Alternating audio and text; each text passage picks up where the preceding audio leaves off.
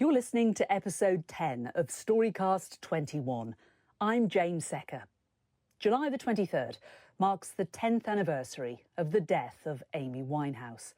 Just days before the singer died, she made her last stage appearance alongside her goddaughter, Dionne Bromfield. Speaking for the first time about the Amy she knew, this is On Stage with Amy Winehouse.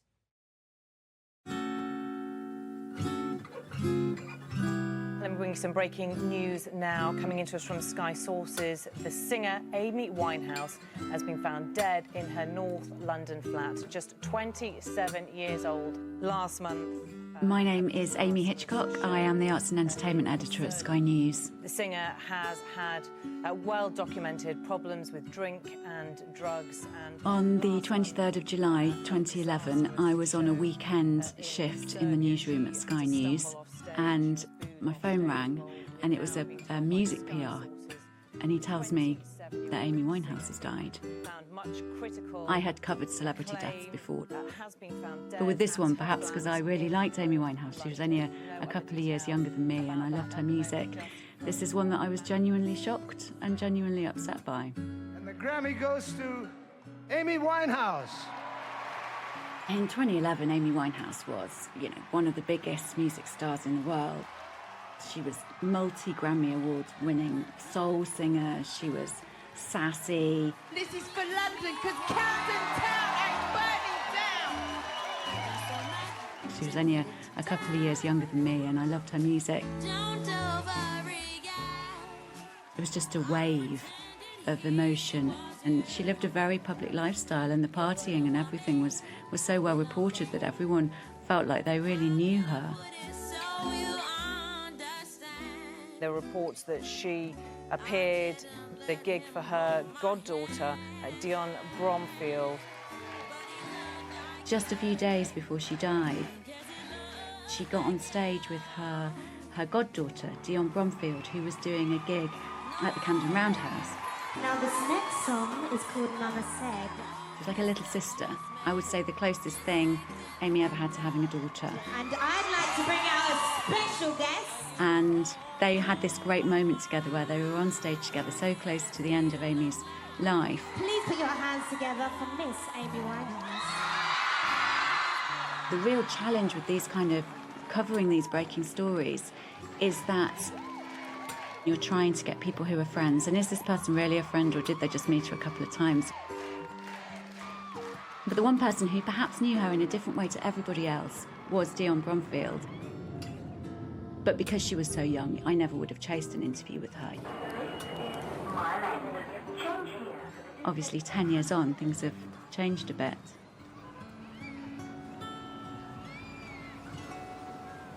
I'm Dionne Bromfield, and my godmother was Amy Winehouse. I grew up in East London. Amy and my mum were just really, really good friends. Out of my circle of like 15 close friends, at least 10 of them call me mum.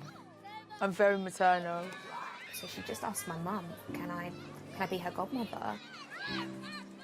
She just had a really, really close bond with me from quite a young age. Aunty Amy, she loved it when I called her that. Amy Winehouse was born in Enfield in 1983. Her dad, Mitch, and her mum, Janice, they split up when she was quite small, so she grew up just with her mum. I was just a eat, sleep, and do nothing baby. And then I was cute until the age of about 5, then I got naughty. I grew out of it by the time I was about 9, though. Her grandmother was a singer, and I think she had uncles who were jazz musicians. So she ended up at the Sylvia Young, which is a famous theatre school, and then the Brit School. I wanted to actually be a roller skating waitress. Up until the age of like 16, I was like, I'm going to be a roller skating waitress. And then the music thing kind of happened, and I was like, cool, all right, do that then. It's really funny because, like, I grew up mostly, like, on a lot of pop stuff, late or early 2000s. That was what I was loving. But I had a love for old school records because my mum just used to play them all the time on vinyls. Oh, all of me? Why not take all of me? And I think that's really why we bonded musically, because she started realising that I was into the 60s, Smokey Robinson, The Temptations, Marvin Gaye. And she said, oh, you like that stuff? I was like, yeah, I do. Take my lips, I want to. She was like, oh, well, come here and let me show you, like, some other stuff. Take my arms, I'll never use them. She was a soul singer, but she was quite eclectic. Rhythm and blues and jazz, being compared to Billie Holiday. And, you know, there's not a lot of things in my life that I'm that confident with, but when it comes to music, you know, I just have to push myself. I have to push myself. There's a lot of feeling of kind of inevitability and destiny about Amy's story. It feels like she was always going to be this huge star no matter what. You should be stronger than me. So in 2003, Amy Winehouse just bursts onto the music scene with this incredible album, Frank, which was just a huge hit with songs like Stronger Than Me that was just playing on the radio everywhere. Not pale in comparison to who you think I am. I was in my early 20s at that point, and it just really hit. And at that time, Dionne was still only 7 or 8 years old.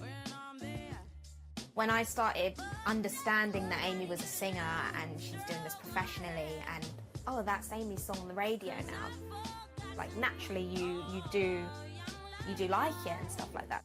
But I didn't really associate the Amy singer to Amy. It was only when I would be in a car and I would hear Amy's song or something that I'd, you know, be like nodding my head to it and stuff like that. Why'd you always put me in control? She just became this super mega global icon overnight. And then naturally, she was doing what she was doing musically, so I kind of was really drawing a lot of musical influence from her.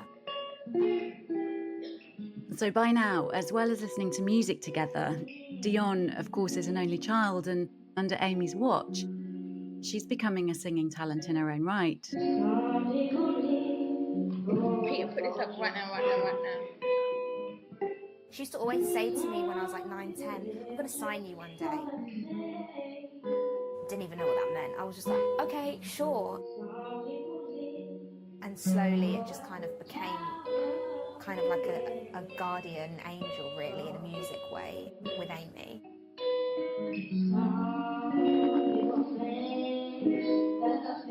In 2005, Amy met Blake Fielder Civil. She later said that their whole marriage was about doing drugs.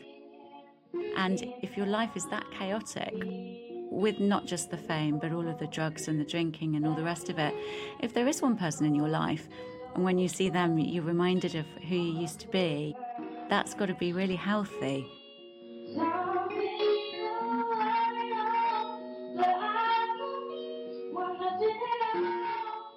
I imagine that Amy felt that Dionne was healthy.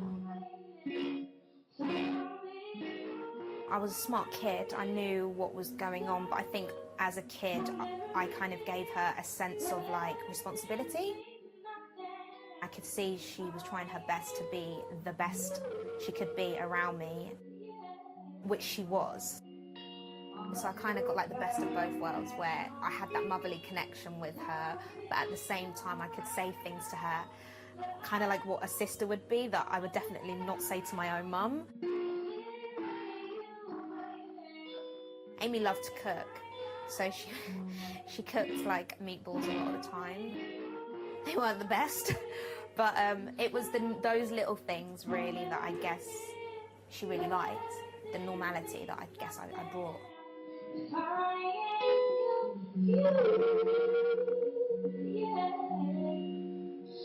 Dionne,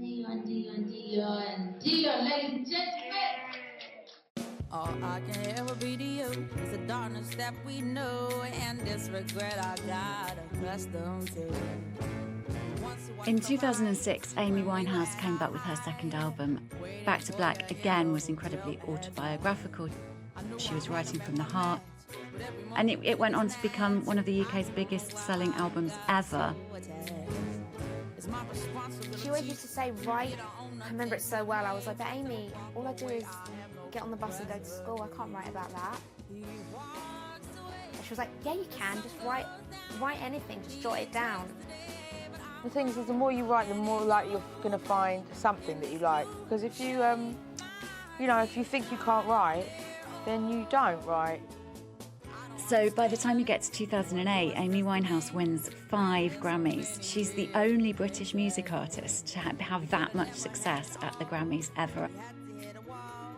She's also clearly quite a smart lady. She wants to set up her own record label, so she does that, Lioness, and she signs Dionne Bromfield to her label. Fast forward to 11, and I actually sat in like an office trying to think of a signature to sign a record deal on, because I was so young, I didn't have one. He walks away, the sun goes down, he takes the day, but I'm gone. Lots of teenagers dream of becoming a big pop star, don't they? But not many have a good friend in Amy Winehouse. And when she not only signs you to a label, but does the backing singing on your tracks, I mean, it's what dreams are made of, isn't it? I had a first album out when I was 13, and that done quite well. And yeah, it kind of really, things took off. So now we fast forward to the afternoon of July 2011, the night of Dionne's gig. M28 to Camden Town. That year, early 2011, I ended up supporting a band throughout the summer. And they were playing Roundhouse, and they'd asked me to support them, which I was like, of course, I would love to. So playing Camden Roundhouse is a rite of passage in so many musicians and bands' careers. So for Dionne, this is a really big deal. But it was the last day of school. I still had to do my schoolwork, and I remember my friends were coming to watch me perform because they hadn't really seen me in my element. I think I got out of school like 2 hours earlier. So yeah, and there was a bit of a chatter of, oh, Amy's apparently gonna come. And I thought, she's not gonna come, like, she's not. You know, in the press there was not a lot of nice stuff going on because of a previous gig that she'd done a couple of months before. So by this point, we've had years of Amy being tabloid fodder, really. And there were ups and downs in all of that. She was in and out of rehab. Amy's previous gig was in Serbia, and it was supposed to be the start of this comeback tour. But Amy, clearly under the influence, was booed off stage. This was just who Amy Winehouse had become at this point.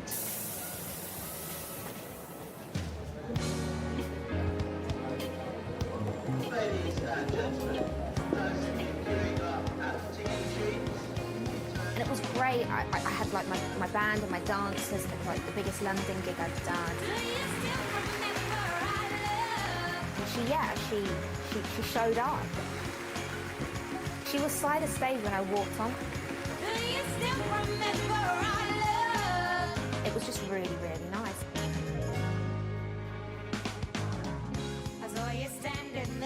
There's a few people that definitely believed in the project, but Amy was the driving force behind it. She was my biggest supporter. And I think everyone was just like loving the fact that she looked amazing. Now this next song is called Mama Said, and I'd like to bring out a special guest. I was on stage and I could kind of see someone going like this, come off the side of the stage thinking, what, oh my God, have I messed up? Is something going wrong? So I quickly ran off and she was like, I want to come out. I was thinking, what are you going to do? And she's like, but I don't really want to sing. I just want to come out and enjoy it with you. And I thought, okay, cool.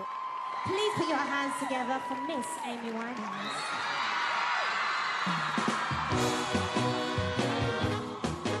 She came out for Mama Said, which was one of her favourite songs of mine. Mama said there'll be days like this, there'll be days like this. I've never felt so much love in the room that night. And it being Camden, the crowd were already loving what we were doing anyway. And then when I did bring Amy out, it was just like, you know, it amplified. To have Amy come along and support her that night just must have meant the world to her, because, you know, it's about getting attention. That's the thing. You wanted people to notice your music. I was 15. I just released a second album 2 weeks before, so I really was able to kind of start getting known as Dionne Bromfield, an artist, which was really nice because that's what everyone wanted, especially Amy. She wanted to put me on, but then allow me to kind of do what I wanted to do.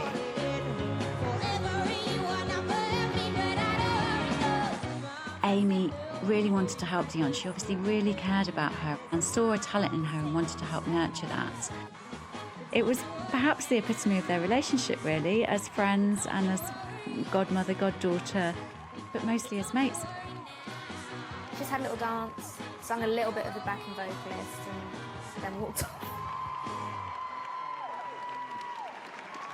And I remember even after I finished the gig and I was saying like thanks, she ran back on stage and she was like, her album's out, go and buy it.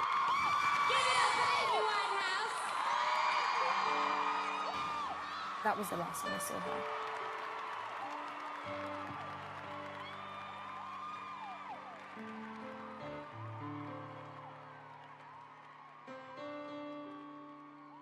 Let's cross live now to Camden, where Superintendent Raj Kohli of the Met is to make a statement on the death of Amy Winehouse. It was 3 days later, on the 23rd of July, on the Saturday, when I was in the newsroom and I got that phone call that Amy had died. Police were called by the London Ambulance Service to a house in Camden Square, Northwest 1, shortly before 16:05 hours today. I was doing another gig in Wales. One of the member of my team were in the dressing room with me and they started like just crying. And for some reason I just had this feeling, it made me turn around and say, is it Amy? And I don't know why I even said that. And he was just like, yeah. And I was like, what's happened? And he said, she's gone. I just carried on getting dressed to go and do my gig, and they were like, you don't need to do this gig. And I was like, no, I want to do it. She would want me to do it. I just didn't register what he had said. My sympathy extends not just to her immediate family, but clearly to thousands and millions of fans across the world. I literally saw her 3 days earlier and she was so positive, she was glowing, everything. She was talking about her next album. It wasn't talking to somebody who felt like, this is it, this is the end.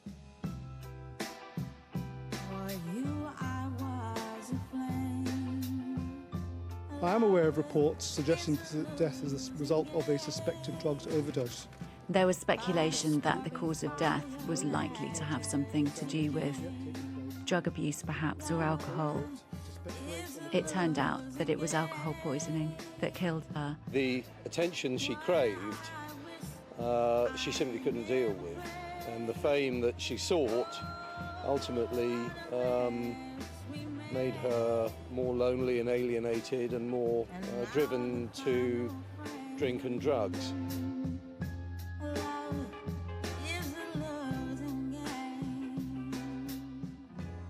I think there's a danger that the media perpetuates a certain image. And because she was so well documented in the tabloids, and even since her death has continued to be with documentaries and everything, it's really interesting to talk to somebody who only ever knew her as an ordinary girl. Because the person that they were at their heart is often never uncovered or never fully understood. The real Amy Winehouse, perhaps, only really lives in those who were closest to her, like Dionne. She was a really simple girl. It's just everything around her was amplified and massive and big. What I experienced and the Amy I knew, I'm cool with that. Do you know what I mean? I don't need to kind of go on Google to see an Amy or whatever. I always say this, Amy was like made to be an amazing mum and an amazing wife. And I think I definitely gave her the motherly part of life.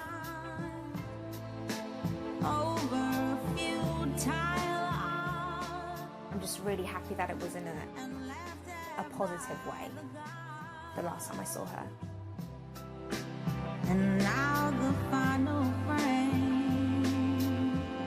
Love is a losing game.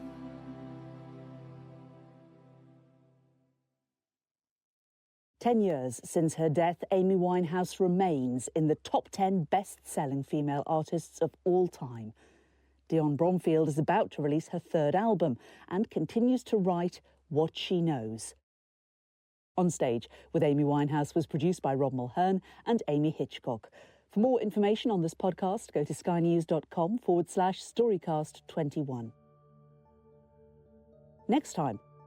We were told was to leave our mobile phones at home, as obviously mobile phones could be tracked.